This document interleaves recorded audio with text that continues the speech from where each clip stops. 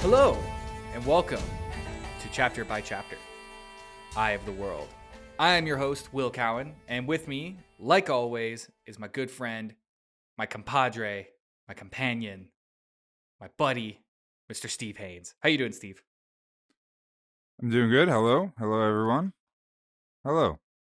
Hello. And today we're going to be diving into Chapter 3 of Eye of the World. This is a bigger chapter, by and large, Yeah. compared Yeah, to the so last one. it is. It's Yeah. a little thicker. Yep. This chapter is titled The Peddler. The Peddler. So at the end of the last chapter, we heard like rumblings of people going like, the Peddler's here, and he's coming over the wagon bridge. Yeah. And this chapter basically picks up immediately right after. That's what I've noticed with these chapters. They basically like leave off at a certain And point then and then just pick up like immediately right after. there. Yeah. Yeah, which is nice sometimes. Yeah. It's easy to kind of follow along that way, and it's breaking up the events, because it's all happening in one day. All these events right now. Yeah. So in this chapter, we got Rand, we got Matt, and they hear about the Peddler, and they go straight over there to see what's going on. And the Peddler, he's bringing his wagon over the wagon bridge, and then he stops as like a crowd starts forming around him, and it becomes kind of apparent that the Peddler is a bringer. It's a basically the newsman essentially, and He's bringing the good word. he's bringing the good word, and he's kind of like, for the first little while, he's just kind of like he's keeping everybody in anticipation. And there's a great little line in the book where he's like, oh, once he decided that there was a big enough crowd around him or something along those lines, then he started to tell his story. And Yeah, you can't let the goodies go when there's only a couple people around. no, absolutely. You gotta, Look, you gotta build a crowd. yeah, like I understand. Like we've all been in show business. We've all done something on a stage. You gotta wait for people, because if you don't have people, nobody's gonna care. Who you doing it for? Who are you doing it for? You gotta have people. Anyways, he starts regaling his tale of news from around the world, and basically he's saying like, oh, you think you guys have it bad with like the cold winter in Emond's Field, like you think you have it bad. The rest of the world is in chaos right now. And he gets into this story that there's a dragon. There's a dragon, yeah, and that it's terrorizing Gildan. Gildan. Yeah, Gildan. And it's not a dragon in the literal sense. I'm thinking that, remember in the prologue that Dragonborn. Yeah, let's What's say it called? let's say Dragonborn. It's just dragon. Dragon Mount. Yeah, well, Dragon Mount was the name of the prologue. Well, and also the bad guy in the prologue, I can't remember his name right now. He said to Lews Therin, he refers to Lews Therin Kinslayer as the dragon. So I think that the dragon is obviously kind of like a chosen one, kind of a deity person. Yeah. But there's apparently a new one roaming around out there, and it's kind of divided the world. And that's what the Peddler is saying. It's more or less divided the world, because some people believe that he's the dragon, and some people straight up are like, no, that's a false dragon. That's not a real dragon. I've seen. So that's the thing. Is after he tells the story, most people are saying nah, that's false dragon. Yeah. There's a point where the dragon is obviously kind of like this old folk tale story that I guess has been passed on from generations to generations. Like I said, as this chosen one, this deity sort of thing. And there's a point in this chapter where I believe it was Perrin. We're also introduced to another friend of Rand and Matrim's named Perrin. And I think he was the one that kind of like said that if the dragon is reborn, then it's happening because we're in the hour of humanity's greatest need. You know what I mean? Yeah, happening for a reason. Yeah, it's happening for a reason. And the Peddler's telling a story about the Aes Sedai are being sent from Tar Valon to investigate. And now everybody's kind of like, everybody doesn't. They kind of get into the world of these different kind of groups a little bit, like the Aes Sedai. You can tell by the group of people in this that nobody likes the Aes Sedai. Like the Aes Sedai seem like they're dark friends, quote unquote. You know what I They're mean? bad news. They're bad news, and you don't want anything you don't want anything to do with them, especially if you're from Emond's Field. If you're Two Rivers folk, you don't want it. Get it out of there. You want nothing to do with that. Yeah. When when I was first reading this chapter, because I read it again, I thought of the Aes Sedai as ring rates again, because that was the only thing. Again, everything in this book is ring race. Everybody's a ring wraith. You're either a ring wraith or you're a hobbit in the Shire.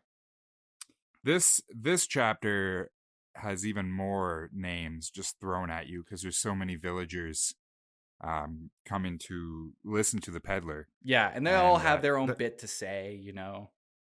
Yeah, lot of names. and the peddler himself, the peddler himself's name, I believe, is Paden Fane. Podon Fane. Yeah. Yeah. Podon Fane. Which, like, we're on chapter 3 now, and we're still not scoring any points for name.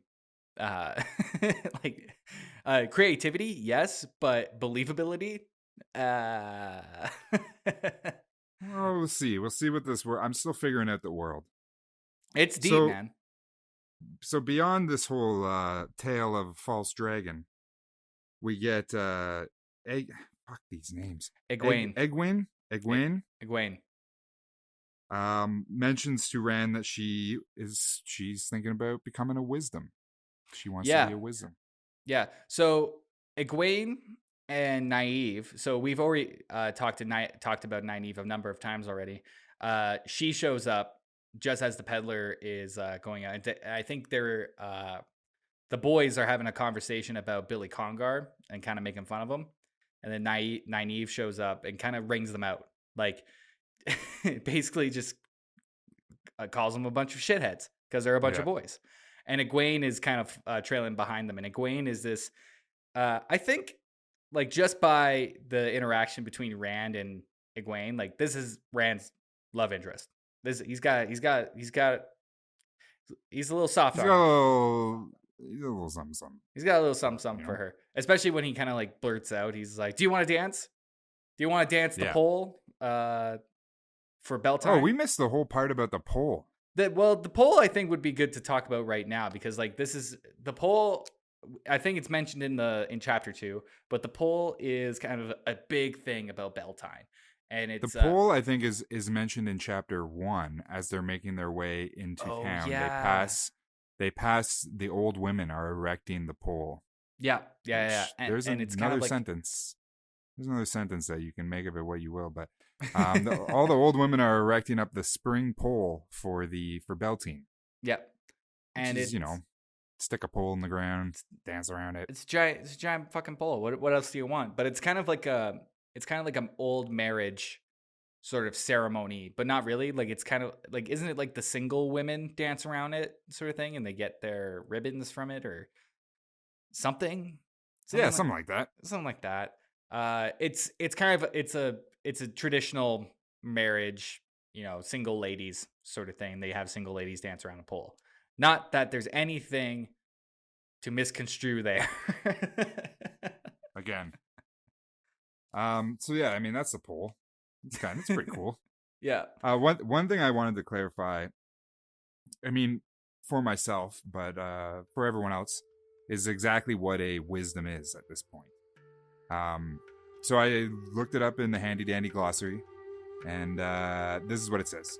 In villages, a woman chosen by the women's circle to sit in the circle for her knowledge of such things as healing and foretelling the weather, as well as for common good sense, a position of great responsibility and authority, both actual and implied.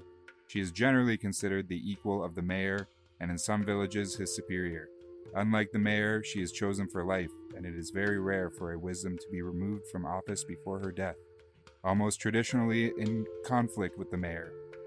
See also Women's Circle. So there you have it. I mean, that's a bit more. It's more than what I thought it was. Yeah, they're in the leadership. They're in a leadership role. It's kind of the mayor and the wisdom. It's a In big that. deal. It's a big deal, and I think that's kind of like why they kind of make a like the writer Robert Jordan. He's making a point that Nynaeve seems so young as a wisdom, because I bet most wisdoms are older women who have Well, been doing this especially forever. if it's a lifelong deal, Yeah, exactly. right? Yeah, So most of them are going to be older. Younger ones are going to be rarer. And then it's interesting too that it's sort of said like in some villages they rank higher than the mayor, but some others not the case, maybe an equal or maybe lesser.